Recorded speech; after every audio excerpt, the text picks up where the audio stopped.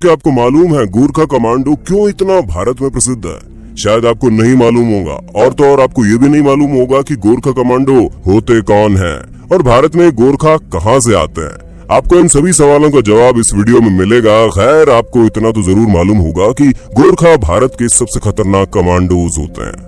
दोस्तों, ये तो देश का हर एक सैनिक वीर और साहसी होता है, लेकिन आज हम जिन सैनिकों के बारे में जानेंगे वो कुछ अलग ही है।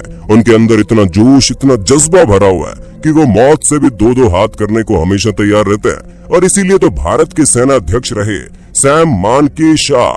तो हम आपको बता दें, गोरखा रेजिमेंट बलिदान का दूसरा नाम है, और इसी रेजिमेंट के जरिए ही अंग्रेजों ने हिटलर से टक्कर ली, और इस रेजिमेंट की बहादुरी का लोहा पूरी दुनिया मानती है।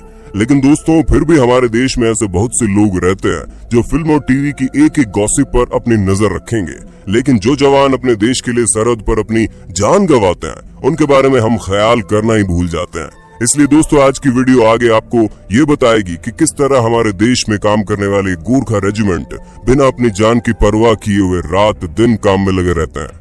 दोस्तों, हमारे देश में जितनी भी बार मुश्किलें आई है, इसी रेजिमेंट को याद किया जाता है, क्योंकि बिना हथियार के भी ये मौत को पछाड़ने में कोई कसर नहीं छोड़ते। ये जवान इतने साहसी हैं कि बिना किसी से डरे हर मुश्किल से बाहर निकलने का रास्ता जानते हैं। अब आपके दिमाग में एक ख्याल आ रहा होगा कि भारत में गोरखा कहाँ से आया, तो दोस्तों हम आपको बता दें, ये गोरखा नेपाल से आए हैं। हिमालय की तलहटी में बसे नेपाल में गोरखा नाम का एक जिला है जो योद्धाओं के लिए विख्यात है। दोस्तों, ये किसी एक जाति के रहने वाले योद्धा नहीं है, बल्कि हिमालय में रहने वाले अलग अलग जातियों के जाबाज जवानों को इसमें भर्ती किया जाता है। हम आपको बता दें, गोरखा पलटन विश्व की सबसे बहादुर पलटन में से एक है। दोस्तों, हम आपको ये भी बता दें कि गोरखा पलटन भारत की सेना से 1815 में जुड़ी थी। दोस्तों, उसी समय हमारे देश पर अंग्रेजों का राज चल रहा था, और 1814 से लेकर 1816 तक एंग्लो नेपाल युद्ध में अंग्रेज गोरखा रेजिमेंट से इतना ज्यादा प्रभावित हुए कि उन्होंने गोरखा को ब्रिटिश भारतीय सेना से जोड़ दिया।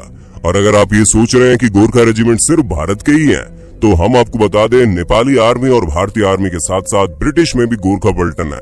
वो भी अपनी बहादुरी के लिए बहुत ज्यादा मशहूर है। दोस्तों, अपने बहादुरी से गोरखा पलटन ने कई युद्ध जीते हैं। 1947-48 में उड़ी सेक्टर, 1962 में लद्दाख, 1965 और 1971 में जम्मू और कश्मीर, उसके साथ साथ कई और इसी तरह की सारी जंग गोरखा पलटन ने अपने बल पर जीते हैं। हम आपको बता दें, गोरखा पलटन में शामिल होने के लिए सैनिकों को गोरखा भाषा सीखनी पड़ती है। जी हाँ दोस्तों, भारत और ब्रिटिश के सैनिकों के लिए बहुत जरूरी है कि वो ये भाषा सीखें, ताकि वो अपने सेना के सैनिकों से अपनी भाषा में बात कर सके।